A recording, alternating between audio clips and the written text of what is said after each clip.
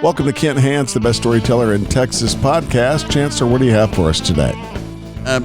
We talked last week about the leaders in exile. You went back and got a list and everything. I look at some of these. It's amazing, isn't it? It is. It's incredible. The number of people that are in exile. Leon Trotsky. Okay, Trotsky was one of the leaders in the Bolshevik Revolution when the communists took over in Russia. And he lost his power after Lenin's death, and Joseph Stalin led to his being expelled from the Communist Party, and he left, and he went to Turkey. I was looking here. He went to Turkey for a couple of years. Then he went to France for a couple of years, then Norway for a couple of years, and finally Mexico. And he got assassinated in Mexico by a Russian agent, a member of the Communist Party. I think it was obvious he was moving every 2 years. He knew that they were after him and were going to kill him. Yeah. And, a lot of people, they go into exile, and that's it, and they don't have any other problems. But a lot of them start wanting to come back. And Trotsky, he was writing stuff about why Lenin and later Stalin was wrong and was leading the Communist Party in the wrong direction. So they wanted to shut him up, and he kept moving around, and they finally caught up with him and just killed him. Chancellor, do you know that if, whether the countries that take the person in, is there any compensation to them for doing it? Is it a negotiated deal? Like, okay, we'll give you a break on tariffs. We'll give you a break on oil prices. Is there anything for taking a bad guy into your country? There's sometimes somebody will give you money to get somebody off their hands. Right.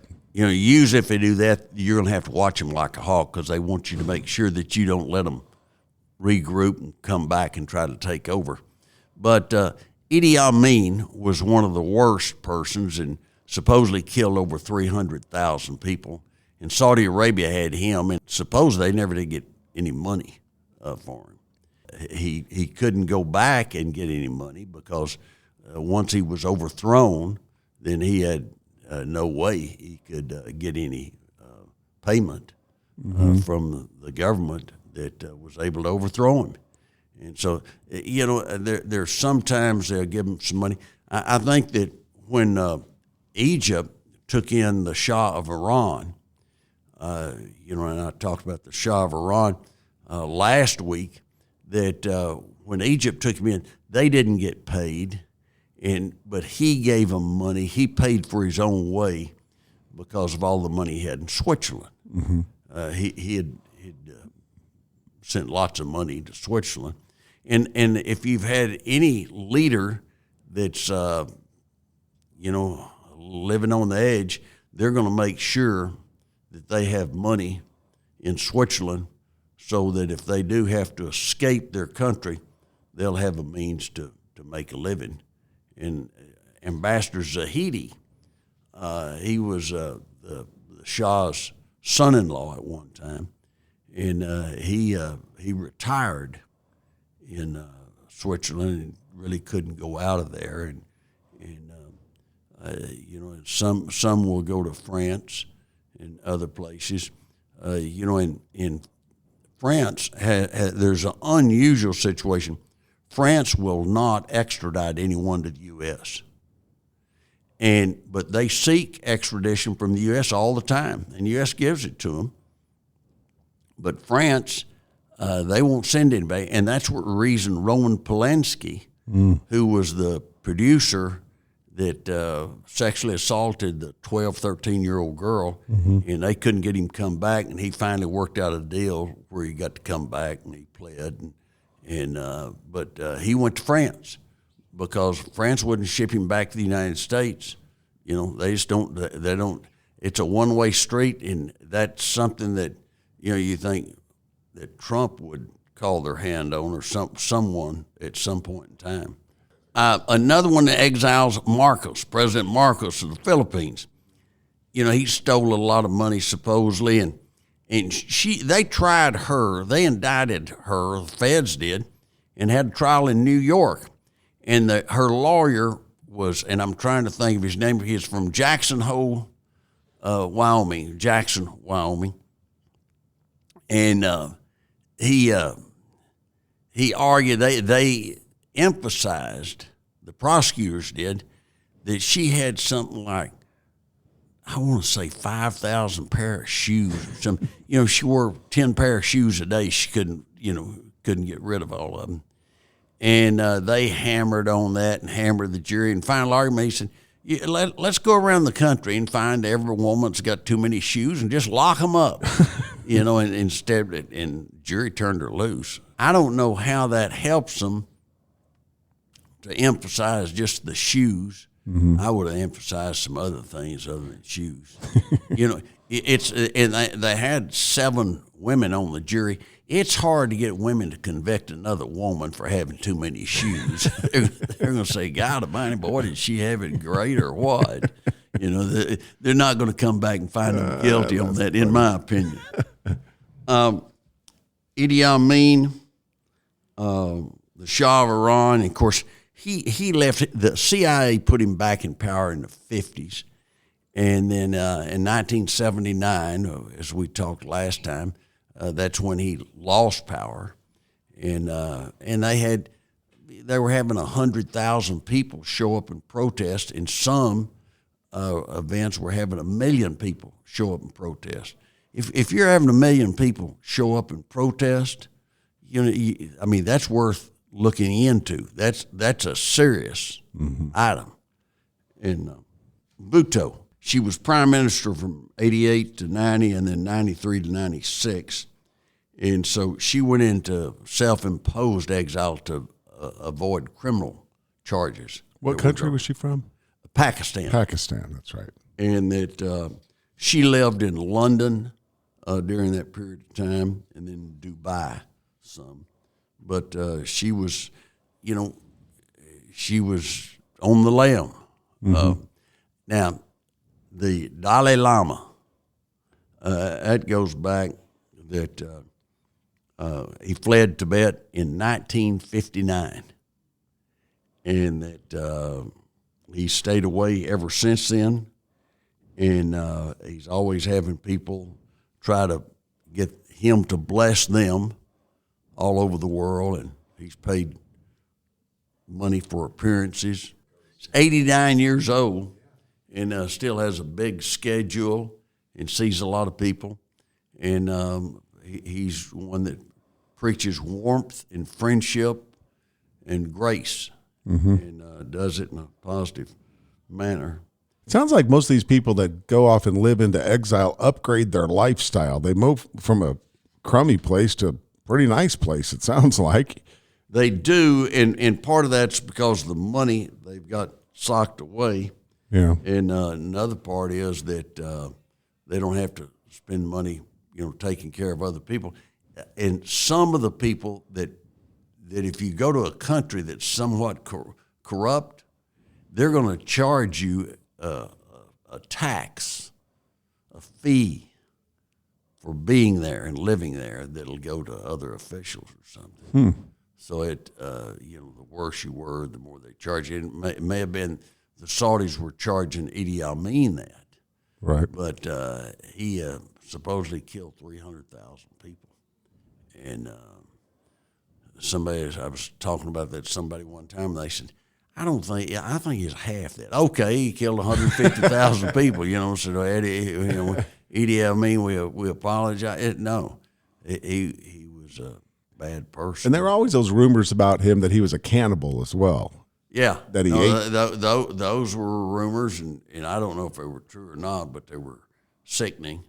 Speaking of rumors you don't want about yourself, that's probably towards the top of the list. Do what? Rumors that you don't want spread about you. Being a cannibal is probably at the top. That's not good. You want a rumor that you're powerful and you can lift so much weight, and outrun anyone, or right. something, or you're mentally that you're a member of Mensa or something. Eat 100 jalapeno peppers or something. I guess. Something a little better than that. I had a deal in Colorado a few weeks ago. A guy broke out of jail 48 hours before he was to be released. 48 hours. All you got to do, buddy, is stay another 48 hours, you'll be released. Now, you talking about stupid criminals, and then they come back and give you 2 to 5 years. For escape. Yeah, for escape. And but my son-in-law, when he was judge, he said, there's a myth out there that people think that, criminals are smart. He said, they're not. Yeah. They do stupid things, and they get caught. I always say that one thing that all young people ought to watch is forensic files. Mm-hmm. So they'll realize, don't do those things or you're going to get caught. Mm-hmm. The guy that escaped was named Lucas Brown in Colorado. Mm-hmm. He was escaped before they caught him. It was 35 minutes. That's all he was. All he got was 35 minutes, and it could have been, they're going to add 2 to 5 years. He was a trustee, and he's cleaned up for the night, and he took the trash out and didn't come back. just left, just took off. Doesn't sound like he was at much of a high security prison. I think you got to be able to plead a little insanity on that one, Judge. He's mentally disturbed.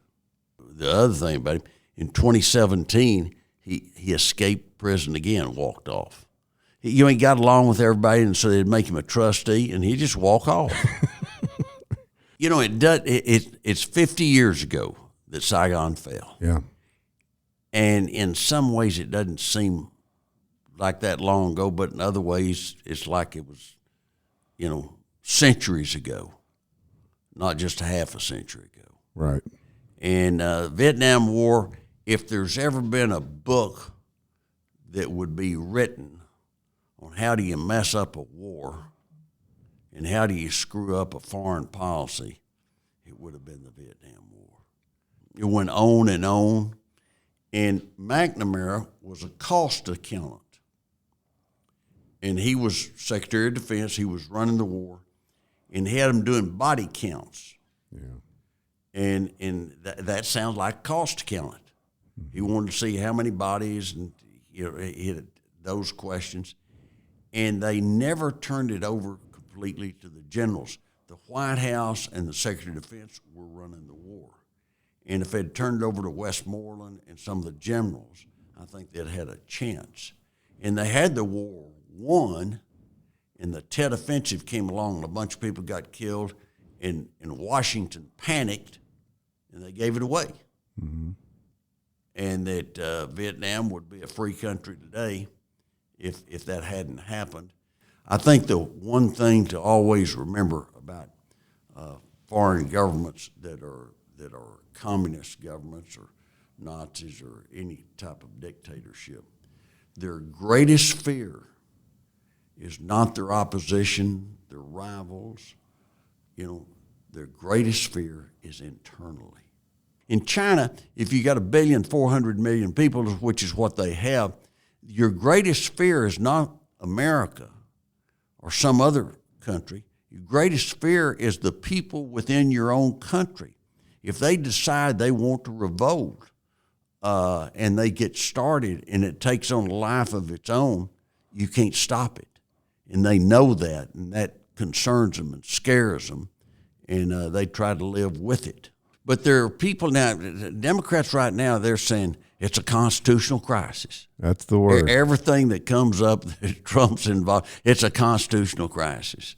Woof, woof, woof. At some point in time, people, they disregard you. You don't. Mm-hmm. And I don't know who's making their calls, but it seemed like they drew a line in the sand on immigration, that anyone that's sent off. And the senator from Maryland, he went to El Salvador. Mm-hmm. I'm thinking, did he ever go to a prison in Maryland and visit any of the people there? He went to make a big deal out of it, and that's one on immigration issue. It's about 70-30, 80-20, and it's not on their side. Right. And then the transgender issue, they made that an issue, and that's not one that has a high rate in polls. It's just not. They're just picking the wrong issues to stand strong on. They used to do well on bread and butter issues, and I don't know what's happened to them. Any take on the judge in Wisconsin that was arrested that was helping someone that ICE wanted? Well, she's trying to show the guy. She's trying to make sure that ICE didn't get him and that he was able to escape. Mm-hmm. And that she cried and she felt bad and everything. But she was committing a crime. She's trying to help someone escape. I don't know what she's thinking. Mm-hmm. Just she wasn't thinking. And that's not a good way to end your career. It makes you wonder how many cases came in front of her that she just dismissed because she didn't like it. Right. Mm-hmm. It makes you wonder. Most judges bend over backwards to be fair to both parties. And there are a few judges that, I had a judge one time that I had a case and he wasn't fair and open. Said it was like trying a case where a policeman had on a robe over his uniform. You got to be fair and impartial and try to make sure you come up with the right decisions. Yeah. But that is the end of her career, that judge in Wisconsin. You believe that's the end of it for her? I think so. Yeah. What are you going to say? I tried to help someone escape. Yeah. Doesn't get any worse. If you're a judge and thanks for listening. Have a great day. And remember, we have a library. You can go back and get some of our original stories that were 4 years ago. Yep. And great interviews, too. And I really recommend people going back and listening to the 2-part interview you did with Chairman Arrington, Jody Arrington. Jody Arrington did an excellent job. If you want to know about the budget process in Congress, Jody Arrington did an excellent job on it.